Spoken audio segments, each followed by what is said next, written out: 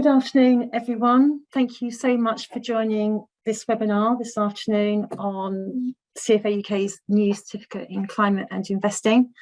My name is Christina Curtin. I'm Director of Education at CFA UK, and I'm joined by my colleague, Sarah Montanino, who's the Head of Qualifications at CFA UK. So Sarah, I don't know if you want to say hello.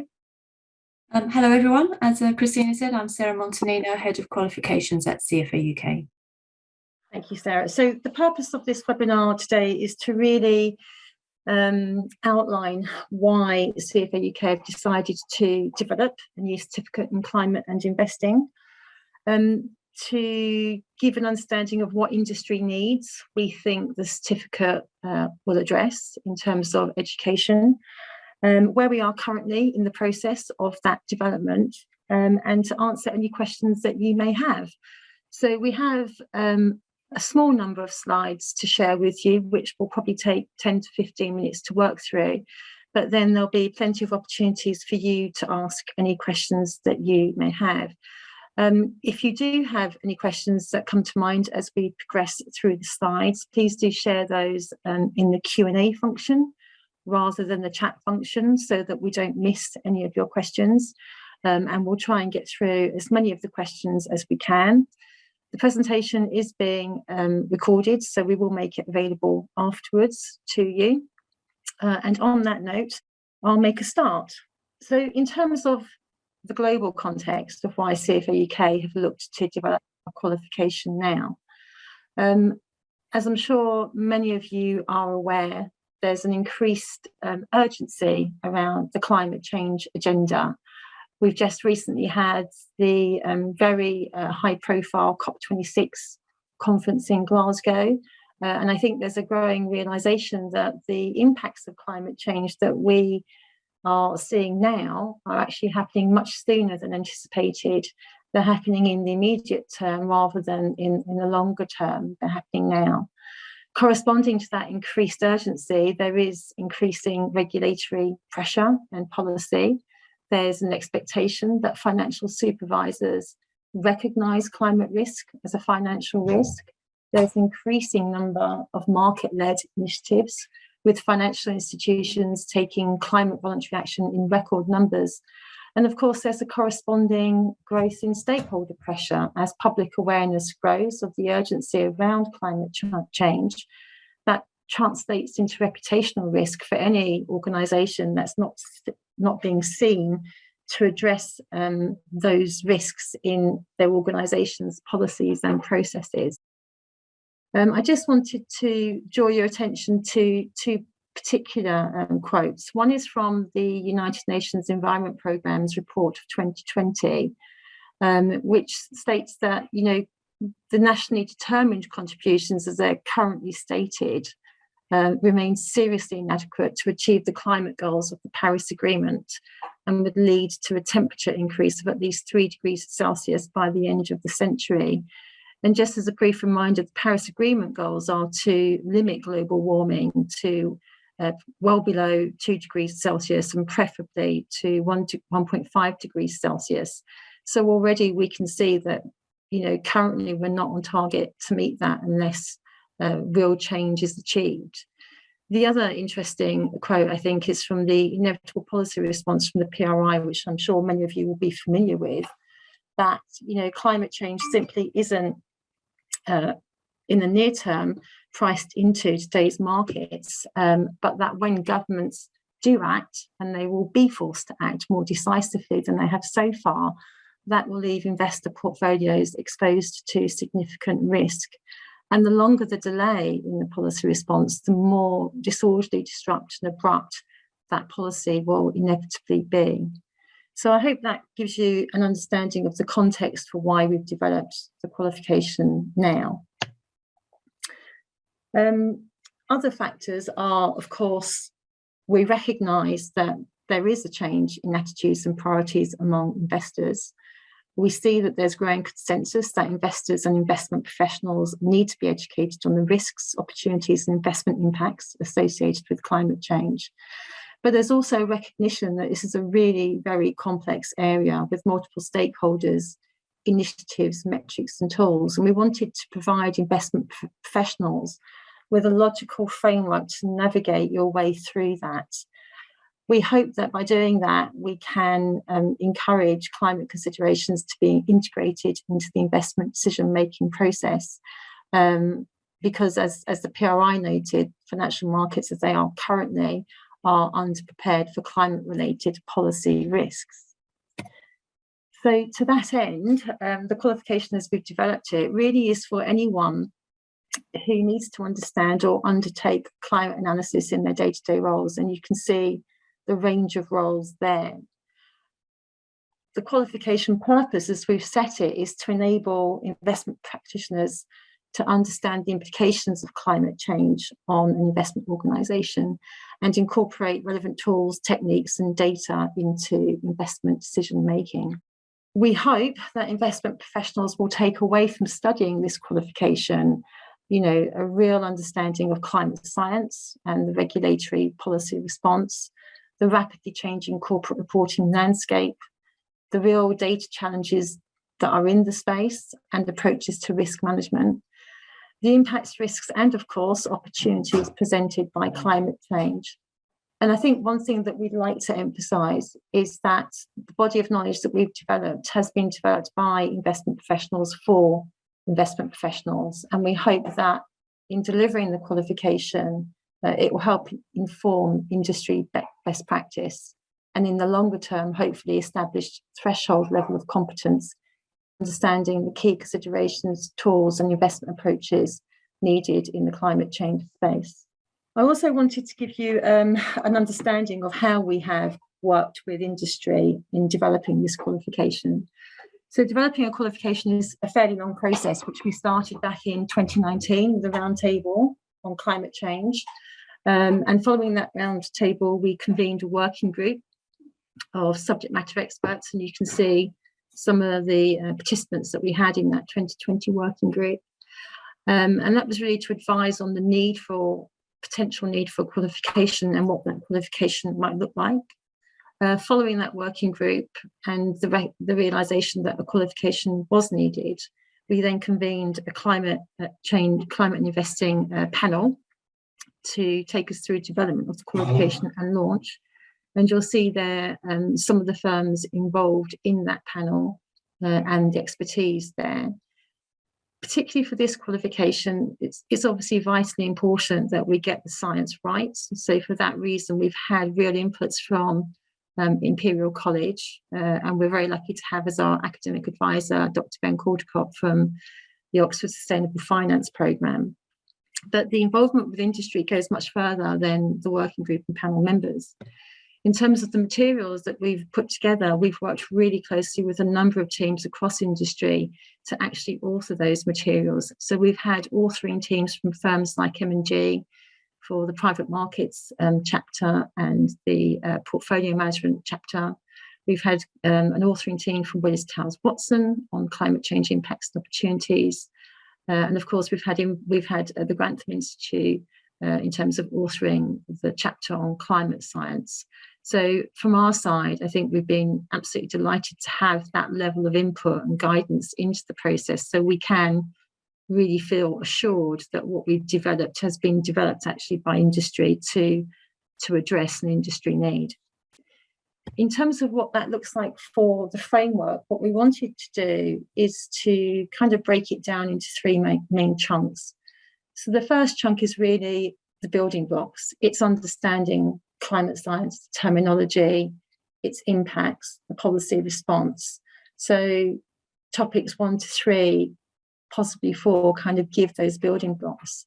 Then we move into analysis. So we look at the risks and opportunities and how to analyse those in terms of transition risk, physical risk, mitigation, adaptation. We look at the metrics involved and how that's actually undertaken. And we do that both at asset class level and at portfolio level. So at asset class level, there's a dedicated chapter on listed investment instruments where we cover off equities, fixed income and real asset securities. And then we move on to the private markets where we cover off asset level asset classes such as venture capital, private debt and lending, direct investment in infrastructure and real estate. So how that translates into the syllabus in terms of the topics is on the slide in front of you. So as I've said, we kind of start with the building blocks and we move into analysis and application then at asset class level in topics 7 and 8, which are listed investment instruments and private markets. And then we move into topic 9, which is really application and analysis at portfolio level. We finish off the chapter, the learning materials, with serving client needs. And that's really understanding how client needs can, in terms of climate change or climate change considerations, can impact client mandates. And that's both in terms of fiduciary duty, strategy, and aims. And then we also look at the investor disclosure side and the drivers really around climate-related disclosures for investment managers, asset owners, and retail clients. So in summary, what we hope we've developed really is a qualification that will enable investment professionals to understand climate factors and how to integrate the related risks and opportunities into the investment decision-making process. It is an accessible, self-paced study programme, and it's supported by the dedicated training manual authored by us and the authoring teams that I've just shown you. The recommended study hours are around 130, and at the end of the study period, there's an examination lasting 2 hours and 20 minutes, which consists of 100 multiple choice questions, some of which will be item sets. There are no formal entry requirements for the qualification, but you will definitely need to have an understanding, a solid understanding of the investment decision-making process. The qualification is pitched at level 4, which is the same as our investment management certificate and the certificate in ESG investing.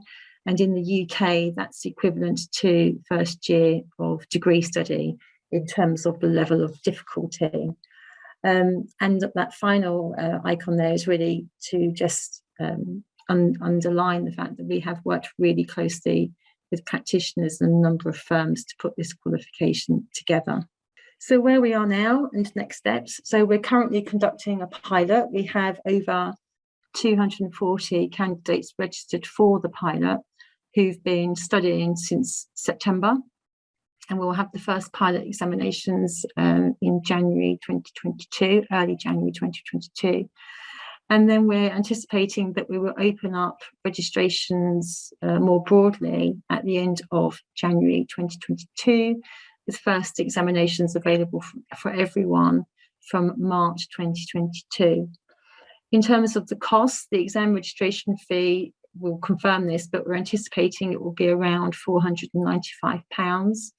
That's £355 for the exam component, and then £140 for access to soft copy learning materials, which will be available on our platform. For those that do want to purchase the hard copy, that's likely to have a cost of around £45 plus post and packaging. So what can you do now? Well, if you haven't already, please do register your interest for the qualification via our website. If you do decide that it's a qualification that you want to register for in January, once you've registered, you will receive all the information you need to start your learning journey. You'll also receive details of how you can schedule your exam with Pearson VUE, who are our third-party testing provider. And you can either test in a traditional test centre, or you can choose to test remotely. The exam is exactly the same, and the way in which the exam is delivered to you is exactly the same in terms of the number of questions and how you navigate your way through it. I should note that when you register, the registration lasts for a year, and you have a year in which to study the materials and take the exam. So on that note, I will hand over to Sarah and ask Sarah, do we have any questions? Okay, we've had a few queries about the overlap between this new qualification and the certificate in ESG, particularly in terms of private markets and portfolio management. I've got another slide because I thought this question might come up. it's a really good question. The certificate in climate investing does, to a certain extent, mirror the logical flow of the certificate in ESG investing. So similarly, the certificate in ESG investing will have, the introductory building blocks that lead up towards analysis and application. So that will be, I think it was topic 7, 8 in ESG. So you've got portfolio construction and management, and you've got portfolio evaluation. What's different in the first instance about certificate in climate and investing is that we have a dedicated chapter on private markets because particularly in the climate space, that's where all the technology is coming from that needs that investment. So there's a huge chapter on private markets. And I think also another common question is around the degree of overlap between the certificate in ESG investing and the climate and investing qualification. And so what you'll see on the slide in front of you is all those areas highlighted in green are the coverage of climate and climate related areas in the current certificate in ESG investing. But to give you some guide, the ESG investing materials are now in their 3rd edition. They're probably around 600 pages. The climate and investing materials are around 850 pages. And whilst it's true to say that all of those elements highlighted in green, which are covered off in the ESG investing topics on environmental factors and social factors, they're covered off a fairly high level. Whereas obviously in certificate in climate investing, we expand on those. So the coverage is broader and deeper. That doesn't mean that it's a high level qualification. It's not. It's just the level of detail that we go into in the certificate in climate investing is much more granular. And you'll see that for those of you who aren't familiar with the certificate in ESG investing, the certificate's focus really is on identifying, analysing and managing material ESG risks in investing. And it really aims to provide a framework to incorporate ESG opportunities into the investment decision-making process. For climate, it's around everything, every asset class, every investment, every portfolio. It's looking at that through a climate lens specifically because it's a systemic risk, and it's looking at the risks and opportunities both from a transition point of view in terms of policy, legal, regulatory, reputational risk, but also physical, and obviously looking at the different approaches in terms of mitigation and adaptation. So for me, those would be the key differences between the certificate in ESG investing and climate. But we would also say they are definitely complementary for those candidates who are considering doing the certificate in climate and investing. So I hope that answers your question, but if not, please do pop in another question. And we've got a few questions asking if we're intending to collaborate with a training provider such as Fitch, and if so, have we got any idea of what timeline that would be working towards? Again, another very good question. So we are working quite closely with Fitch actually, and we've been sharing, as we've developed the materials, we've been sharing them with them because Fitch are aware of our timeline, and they are hoping to have, as soon as we open registrations in January, they're hoping to have a training provision in place and on offer from that point onwards. So from the get-go, there will be a training provision for candidates who want to study for this qualification. We're also working very closely with Quartic, who are keen to have a training offer in place to support candidates through the process. We also work with Kaplan and BPP, and they're aware of the qualification development, and I hope will at some point consider offering some provision as well. That's where we are currently. Then we've got a question about how up-to-date the syllabus and the materials are going to be. So we're at the end of 2021 now.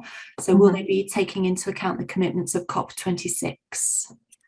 So they won't, because most of the materials were written during the year and signed off really during August. So it's something that we're very much aware of. To a certain extent, it affects any qualification syllabus, more so for climate because of the outputs of COP26. But we will be updating the materials on a yearly basis. It's absolutely essential, particularly for climate, that we do that because it's so fast changing. If there are any areas that are substantial changes which affect how we assess the qualification in terms of assessing something that is now out of date, we will monitor that carefully, but we've been very careful in terms of how we've constructed the examination to make sure that's not the case. So they are as up to date as they can be, but we're aware that it is changing very quickly, and we're actually going to start syllabus review process in February next year to get version 2 of the materials ready. Okay, and has a weighting been decided between the syllabus topics? So a weighting has, I can't share it with you because I haven't got the slide on it, but if you go to our website, you'll see the syllabus and you'll see the syllabus weightings at the front of the syllabus document. So it will outline each of the topic areas, and it will give you an understanding of the number of questions associated with each topic area.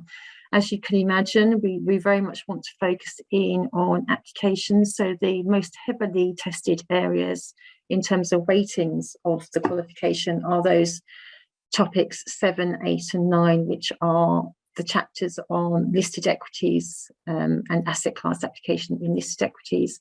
Topic 8, which is private markets, and then portfolio management. There's also quite a large weighting for topic 5, which is all about risk measurement, metrics, and data. Okay, then we've got a question about how much technical or portfolio management knowledge would a candidate need to do this qualification? So would it be suitable for someone from a sales or marketing background? And how does it compare to GARP? I think you would need to make that decision yourself once you've looked at the syllabus. But what I would say is that, particularly in topic 5 around data and risk measurement, we use standard terminology that we expect candidates to understand. So we talk about climate value at risk, which we explained, but then we talk about net present value. We talk about index tracking. So I think there is an expectation that candidates will have an understanding of the basic terminology, but if you've got any concerns about that, really do look at the syllabus and look particularly at topics 7, 8, 9 and 5, because whilst we will have coverage there of how to apply it in a climate specific scenario, we won't be providing learning about what's a derivative, what's a commodity, things like that. So I think it certainly is intended for sales and distribution people who understand the investment decision-making process. But I think you'd need to make that judgment yourself. In terms of how it compares to GARP, the GARP certificate is really intended for risk professionals. I think the key difference between the GARP one, there are many similarities and overlaps in terms of global context and the regulatory landscape. But I think ours is very much geared towards investment professionals. And that's why we've got that deep level of application and analysis through the different markets and that portfolio management, which the GARP certificate doesn't go into that level of detail in terms of application and granularity. And can the exam be taken at any point next year, as you can with the IMC? Certainly. So it will be available once the live exams become available in March, similar to the IMC. It's available, in test centres 9 to 5, Monday to Friday. If you wanted to take it via remote testing, it becomes available essentially 24 hours a day. You can schedule a test, should you want to, at 10 o'clock in the evening, 6 o'clock in the morning, and you can take that test at home on your laptop or at work, as long as you're in a secure, private environment. The only thing that I would say about the remote proctoring is if you are using a work laptop and you've got a firewall installed on that work laptop, you will have problems and you may not be able to test remotely. But there are checks and balances which are all outlined on our website, which tell you how to test whether that will be the case. As I've said, the registration lasts for a year, so you do have a year in which to study. But I think I've also mentioned that the materials are quite large. They are around about 850 pages, so it is a real study commitment. one of the things that we will be monitoring is we do think that that equates to around 130 learning hours. But one of the things that we may adjust as we get feedback from pilot candidates is looking at actually their experience of how many hours they've put into study for the qualification. And if we need to adjust the learning hours, then we will. Is it possible to obtain the learning materials so that they can start studying before January?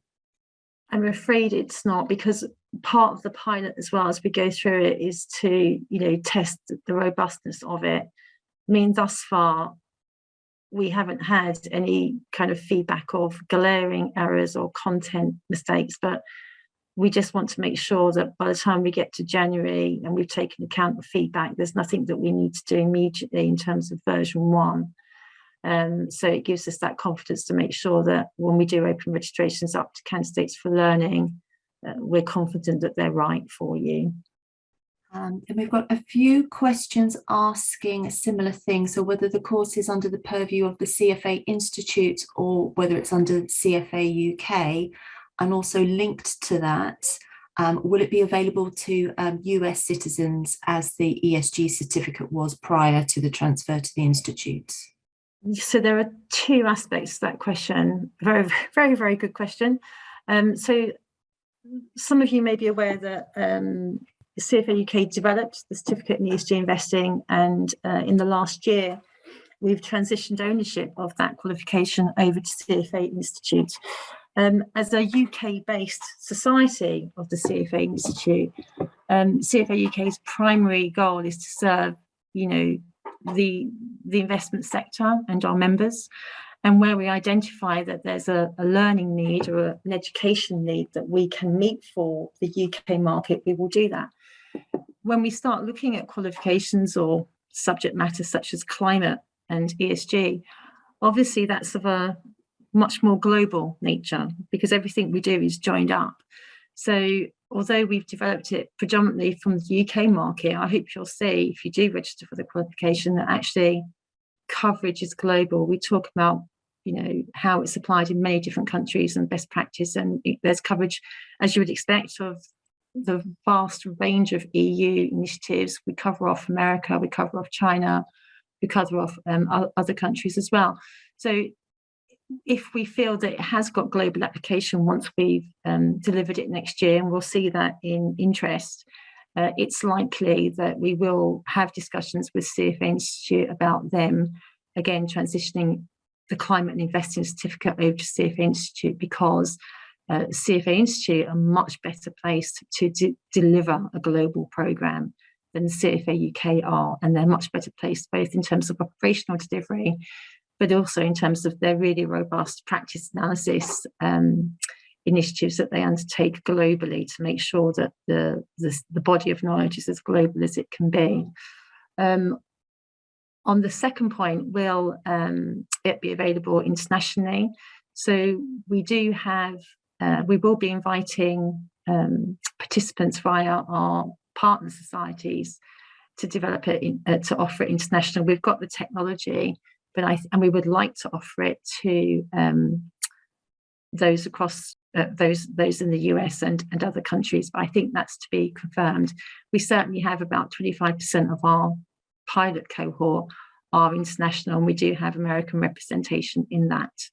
But we just need to follow that conversation up with CFA Institute to know whether we can actually make that happen. Then we've got a few questions about comparability to other qualifications, such as the CISI's Green and Sustainable Finance Certificate or the Level 5 Climate Risk Certificate, and also questions about the Chartered Bankers Institutes.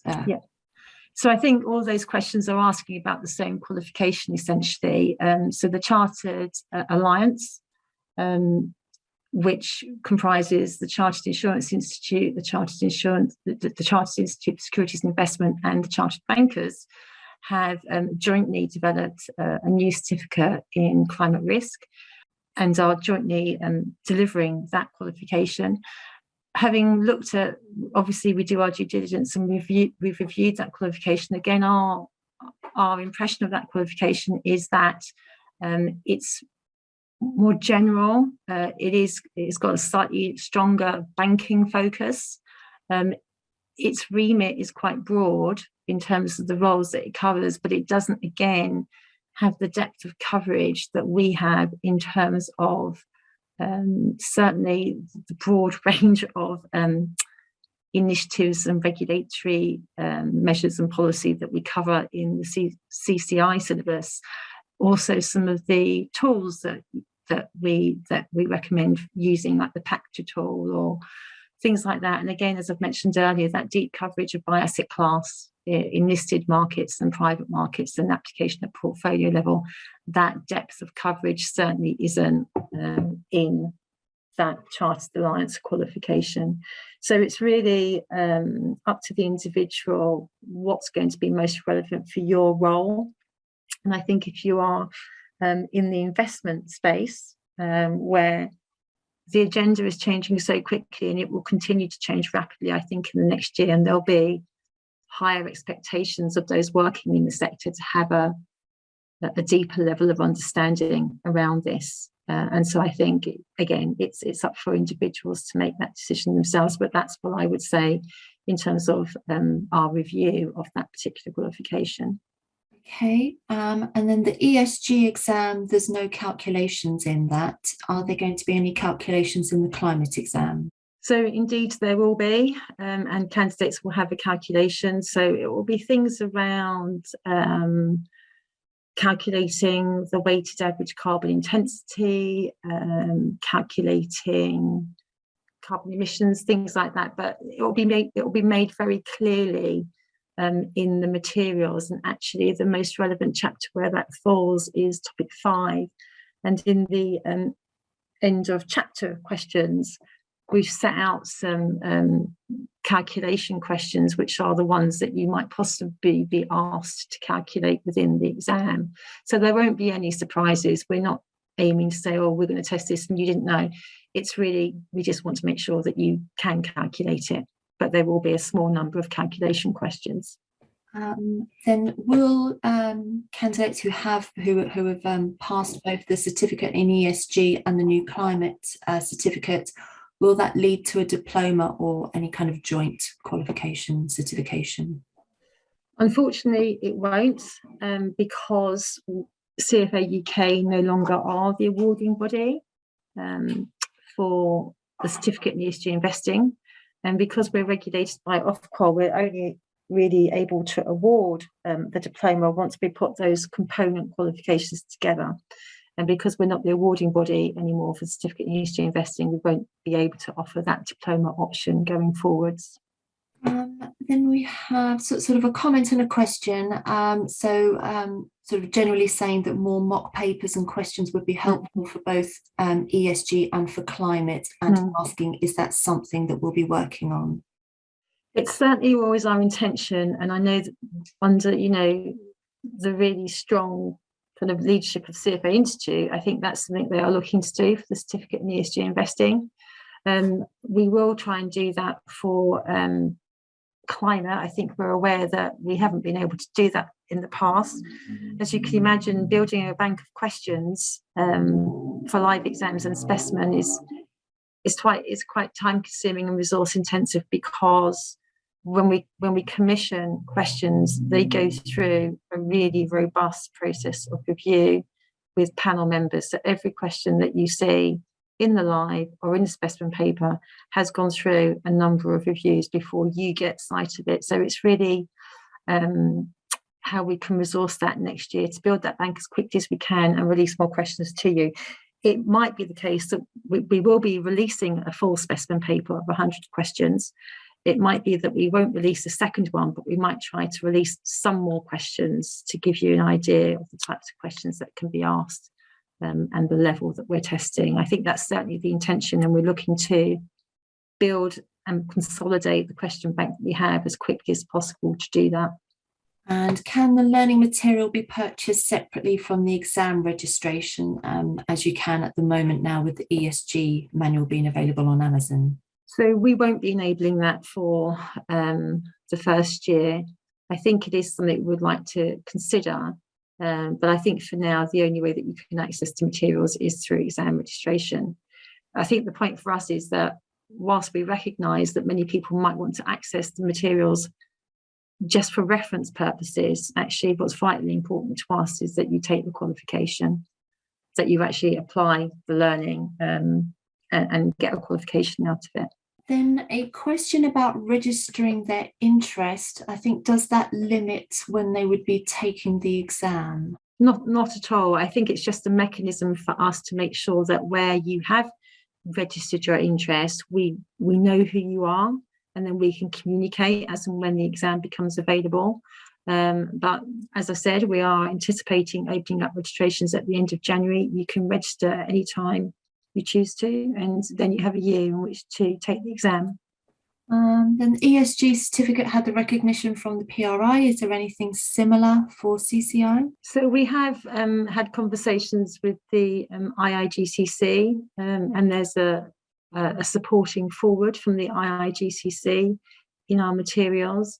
I think working with the PRI was fantastic for us because they were very generous in their time. But I think with CCI, there was no immediate sort of partner that we wanted to work with in the same way, although we did want to get some recognition from an organisation such as the IIGCC, which we've done. Then as the syllabus changes to stay up to date with regulatory and political changes, will those who take an earlier version of the exam have the ability to be updated with those changes and developments?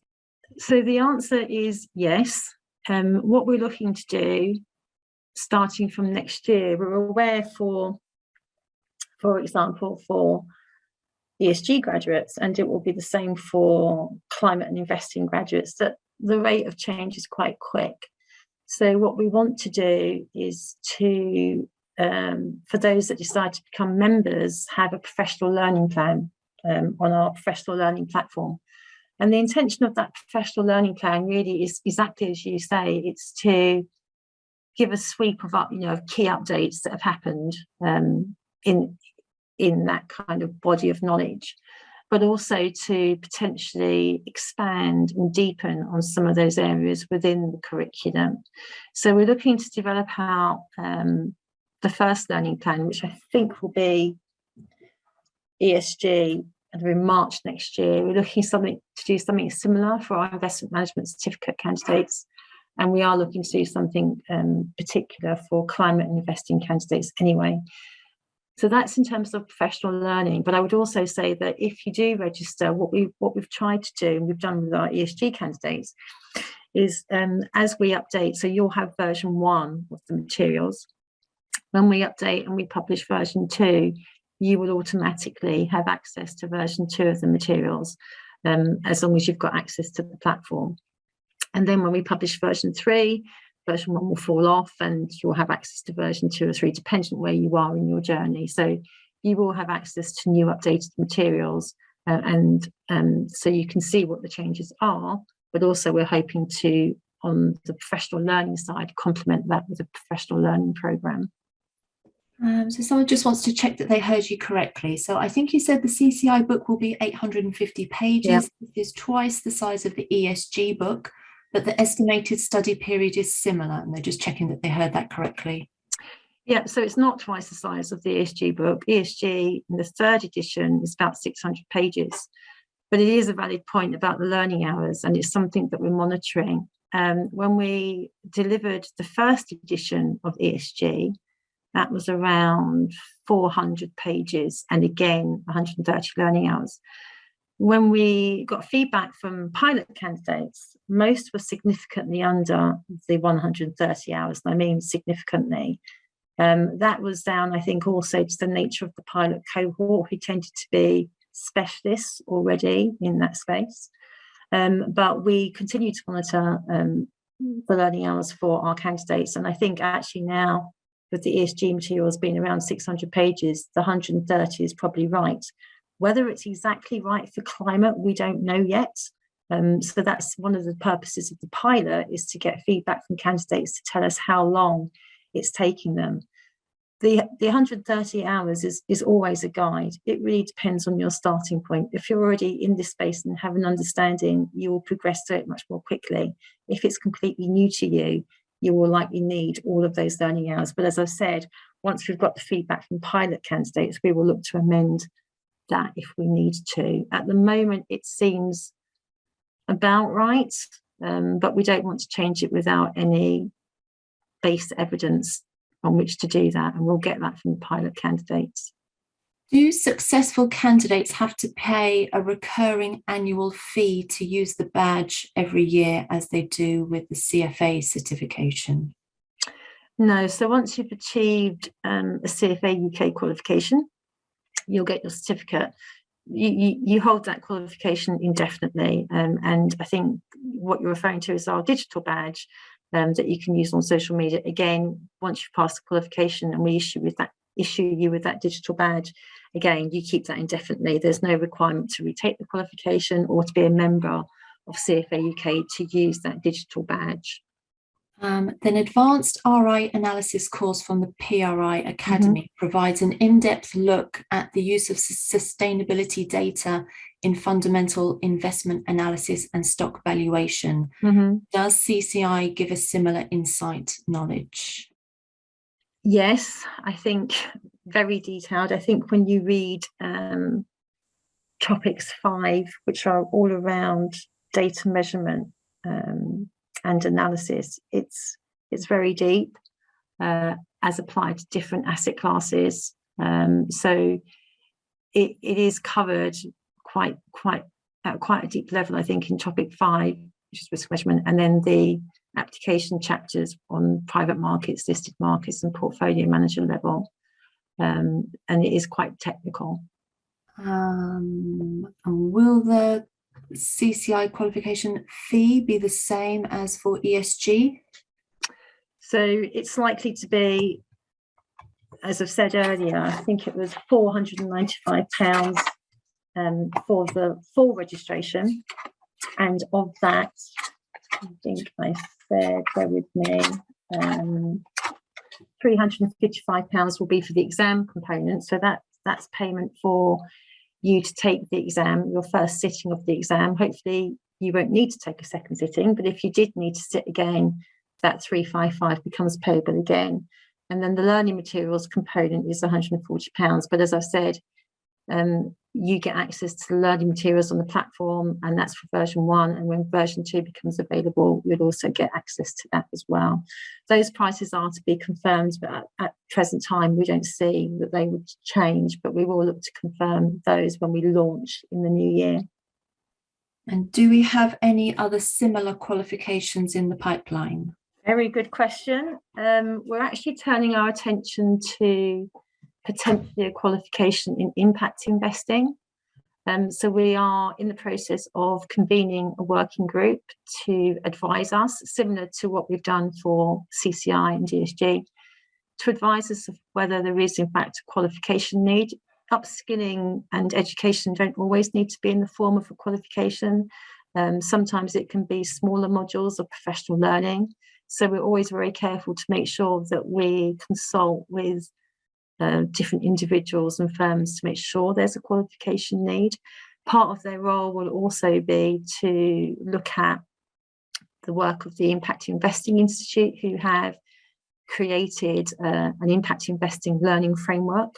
So we're not necessarily going to invent the wheel, but we're going to look at that framework and understand whether we could develop that into a qualification. So that's one thing that we're looking at.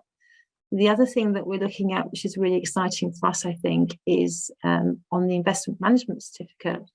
We're looking at whether there's a need there for an additional module. So it's whether there's a need to expand into more private markets coverage, or alternatives, potentially into a module around product development and what that entails, and how you meet a product to meet different criteria. So those are all the things that we're looking at. But impact, I think, is one that's going to start fairly shortly for us to assess whether there's actually a need for it.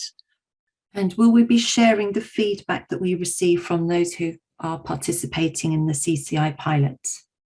So yes, we will share a high-level summary of that on our website. We'd be happy to do that. And then the last question is, will we be sharing the slides or the recording from the presentation today? So this is being recorded, and I understand, Sarah, that we'll share that on, we'll send it to participants, won't we, to all people who registered for the webinar. We'll send that on to them. Yeah. Yeah, great. So that's the end of the questions, unless anybody wants to type something in quickly while we're still here. If there are any questions that occur to people attending, Sarah, who should they email? If you email to qualifications@cfauk.org, then we can look at those and get back to you. So I hope you found that really useful. Thank you for your fantastic questions. You've really kept me on my toes. If you do have any questions that come to mind after this, please do email us at qualifications@cfauk.org, and we'll come back to you as quickly as we can. And we will be hopefully communicating and launching more formally the qualification in January. So look out for news on that. And hopefully, once you've looked at the syllabus, you will decide to register. And if you do, I wish you every future qualification success. So thank you for your time this afternoon. Thank you, Sarah, for so ably asking the questions on their behalf. Thank you and goodbye.